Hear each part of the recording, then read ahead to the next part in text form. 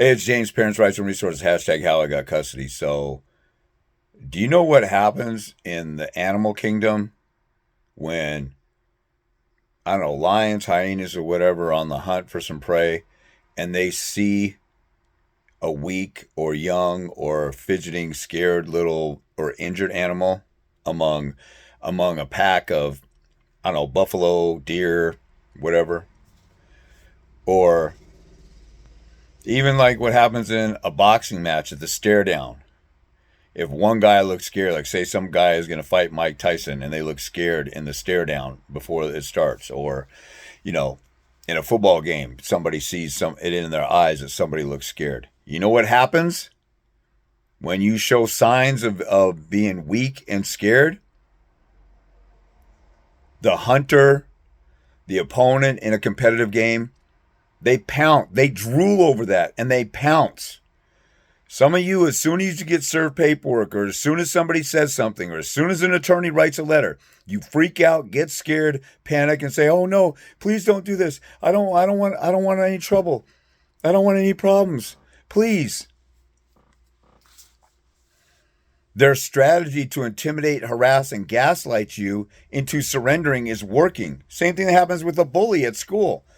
Bullies often target weak people. You don't see a bully standing up to the biggest jock at school usually. You almost never see a bully tormenting, harassing, or punking somebody for their lunch money that's a lot bigger and stronger than the bully, right? So, when an attorney writes you letters and you write back and you start arguing with them and say, "No, don't do that. This is the way that it is," and stuff like that, you're giving into their tactics. Stop doing that stupid stuff. When an attorney in my case started talking crazy to me, and he's talking bad about me and saying, "Well, you're abusive to women and children," and all this other stuff, I said, "You got an obligation under Civil Rule 11, under the Rules of Professional Conduct, under your oath of an attorney, APR 5G, to investigate what you're accusing me of. You're gaslighting. You're acting like a passive-aggressive domestic violence perpetrator. You're acting like the men that you say are monsters in court. Cease and desist and stop that." And you flip it on them. This is what a lot of attorneys will try and do. They'll file a motion. They'll accuse you of a bunch of crazy stuff. You will freak out and whine and cry and piss and moan, and they'll say, "Let's go to mediation and work it out." And they got all the leverage now because you're scared. What I like to do is the other side says, "You do this, you do that. I'll take you to court, and you'll be going to." Like one time, I got a threat. You better hand over the kid, or you'll be going to jail for Christmas. Well, first of all, the attorney doesn't know if I'll even be found in contempt. I was withholding my child for one time because the mother, when she had a visit, her sister got on the phone and told my daughter to hang up. And I said, "I'm not giving my daughter over for the next visit until I resolve my contempt motion." I had a pending contempt motion for them interfering with my calls.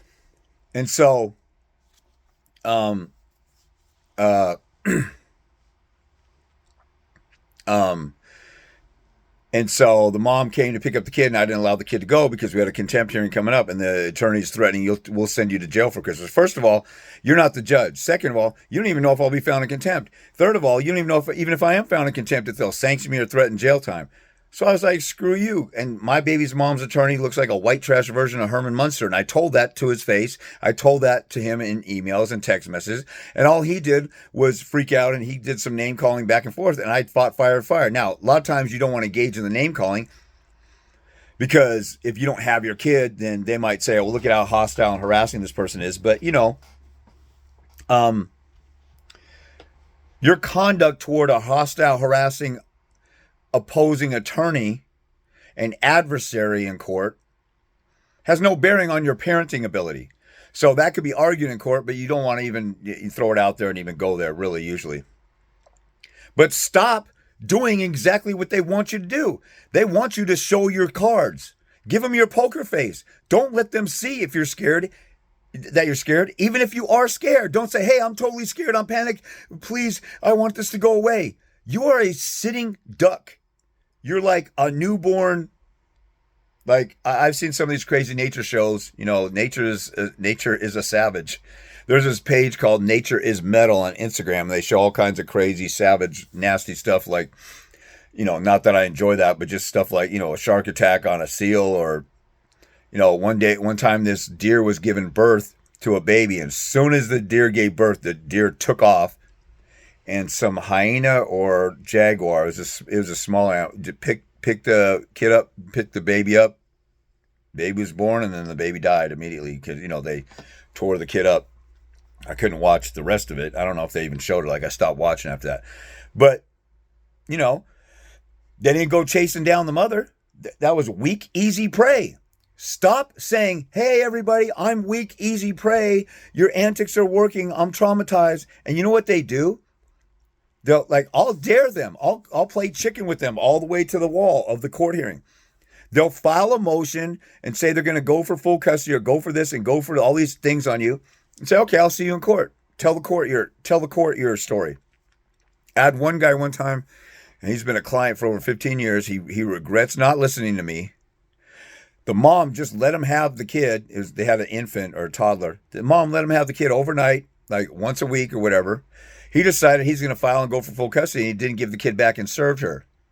Then she called the cops. Her dad called and threatened him. They went to the emergency courtroom, said that he was molesting the kid and putting too much diaper ointment on her vaginal area and all this crazy stuff. They went to court, and you know what her attorney did? Her attorney was so paranoid that the father's a molester that he said, let's work this out outside of court. We'll go in there and we'll tell them what you guys have done. I told the dad, go in there, fight him, dare him to call his bluff, dare him to do it. But no, his attorney was shaking. He was shaking. He was all nervous and sweaty. He goes, okay, whatever. And they agreed to every other weekend. So the antics of falsely accusing him of molestation were just to scare him into locking in to an every other weekend, and the mother didn't, and the dad couldn't get 50-50 or custody. What he should have done is went into the emergency court and say, she's accusing me of molesting the kid. She just let me have the kid overnight last week. It's only because I kept the kid a couple more days that she's even saying that. The attorney's abusing the system. The mother's lying. I should have custody. But her attorney didn't even want to go to court. He tried to scare the father into settling outside of court on some bogus every other weekend bullcrap. And ever since then, the father's been getting royally screwed because he didn't stand up to him the first time. Stop being a punk little sissy, scared little coward. And if you are, fine. Don't show them that. Don't tell them, hey, I'm a punk little sissy, scared little coward. I'll do whatever you say to make this go away. This is too stressful for me. Whine, whine, cry, cry, pout. Please. Stop doing that. You're sabotaging your own case when you could be doing better because they're scared to go to court too. They're bluffing most of the time.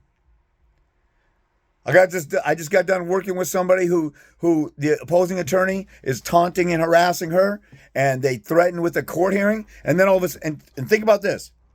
If they're taunting and harassing you, threatening and they're gaslighting you, and they're threatening they're going to go to court and they're going to get you on this and get you on that, and they say, well, let's go to mediation and hopefully we can resolve it. They just showed their cards. And some of you don't even have the sense God gave a monkey to do some deductive reasoning and figure this out. It's obvious what they're doing. They're scaring you. They're gaslighting you. They're trumping up the allegations. It's like a prosecutor. I'll press charges. I want these 10 different counts of trespassing, threatening, malicious mischief. And all you did was like step on somebody's flower bed by accident in their yard. And they press 10 charges and you cop a plea to something that you didn't even do because they just want it and make their job easier. These guys are going to court, threatening that they're going to get you on supervised visitation, all this, all that. And they say, here, we'll just sign here to, we'll give you every other weekend. We'll give you overnights once a week, or we'll give you 8 hours of visitation and it won't be supervised. You're like, oh my God, thank you so much for having mercy upon me. When they weren't going to get it at court anyway. And even if they do, it's not much better than what they offer you. You see the game? Do you see the obvious, patently clear, blatant game that a middle schooler can figure out is going on here? Stop showing your cards and letting them know, hey, I'm an easy target over here. Do what you will with me. Toss me around, beat me up. As soon as you say something to scare me, I'm going to give in, and I'm going to give in to your whims instead of going to court. Now, you can go to court and fight and get creamed and lose. But if you start calling their bluff, And you know that it's a good sign for you if they say all kinds of crazy stuff. Like my baby's mom used to say, I'm dangerous to women and children, that I'm going to become violent with anybody I disagree with, that this, that, and yada, yada, yada. And she never went to court and never went for full custody. It was all a big game just to harass me and taunt me and mess with my head and play games with me. That's what it was. I realized that right away. So I didn't play that bullcrap. And the attorney taunted me. I taunted him back. Like I said he looked like a white trash version of Herman Munster. One of my last documents that I filed in court, I said to my judge, I had full custody, so I was in the driver's seat, so I could do this. I don't necessarily recommend this to anybody, but there's a way to be aggressive and firm and not be so out there and crazy. But what I'm talking about right now, they were trying to do contempt against me. The fix was in. My judge hated me because I got him reversed in the Court of Appeals. Whatever ruling they made in the end didn't even matter. It wasn't going to matter in the end. So I said, you guys, you judge and my baby's mom attorney, you both keep tag teaming me and you attack me and you've never said anything good about my parent. I've been raising the child. The mother abandoned the child. Why do you guys hate me so much? And I said, I finally figured it out. I date really pretty women and you both have hideously ugly wives. I said that in my court papers. And did I go to jail? No. Did I get sanctioned? No. Did they find that I violated Civil Rule 11? No. The judge just said, and James is up here mocking our wives, and then he just moved on to the next point at the hearing. It didn't even matter. So if I could say that, you can firmly call people and professionally call people on their bluff. If I could say that my judge and I think I called him his boyfriend, that they're acting like two scorned ex-gay lovers who just wanted to stalk me and pursue me in the court. I know I called the attorney that. I'm not sure if I called the judge that. But I was talking smack to them. And I told my judge, you were business partners with Stuart Greenberg. That guy was a sexually deviant pervert who secretly videotaped women when he was doing in his office bathroom when he was doing parenting evaluations. I think I mentioned him in a video. If you Google Seattle Times, Stuart Greenberg, S-T-U-A-R-T, Greenberg, the number one parenting evaluator in Seattle for 20 years was a sexually deviant pervert who was secretly videotaping women, children, coworkers in his office bathroom. He got arrested for voyeurism. Then when he got out on bail, he killed himself and left a note saying, I destroyed so many lives. That's the number one parenting evaluator we had. He was nationally renowned for being a forensic expert on child abuse cases in criminal court too. That should be the primary example. You guys should say you can't just believe a parenting evaluator just because they have a title. They might be a sexually deviant pervert like Stuart Greenberg, or like the video I did on Judge Michael Hecht, who used to be a guardian ad litem. He threatened to kill any boy, underage prostitute that he got oral from in his office nearby the courthouse, and he was a guardian ad litem. Divorce Corp has a depiction of a guardian ad litem on that case who hosted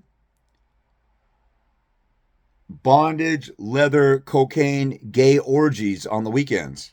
And that guy was a guardian ad litem determining the best interest and welfare of the children. And as far as when the movie came out, he was still a guardian ad litem because there was no accountability and nobody wanted to do anything. And Joe Sorge, S-O-R-G-E, is a punk little bitch, even though he has the best documentary ever made on family court. He thought he was going to waltz into Washington, D.C. and Congress and have all these congressional meetings and all these stuff and talk people nicely into changing the corrupt family court system that's worth $50 billion a year and that destroys families and has been ingrained in our culture and our court system for 6 years. He thought he was going to walk in and say, oh, can you guys please, follow the model in Sweden and Switzerland where they just presume 50-50 and they're really nice. Can you guys do that? I actually wrote the guy, I said, this stuff isn't going to work, dude.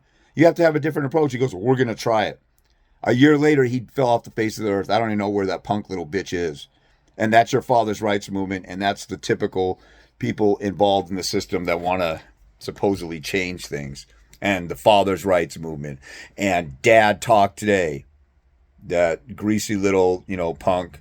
I don't even know what his name is. Hispanic dude. He just sits there and talks about all the negative things about the system. I DM'd him, say, why don't you have some like testimonies? There's guys winning in court. Why don't you have testimonies of guys winning in court, or have somebody on your show that talks about what winning strategies? The guy, that's all I asked, and the guy blocked me because he doesn't want that stuff. He wants to whine, cry, piss him off, and get followers and get his ego stroked because he's got everybody worshiping him because he's talking about stuff and everybody's venting and whining, crying, and have a powwow party. So, anyway, stop showing your true colors if you're being a sensitive little crybaby. Don't let them know. Get on the offensive. Go to war because this is war. If you show them that you're scared, they will pounce and they'll drool over the chance to pounce you.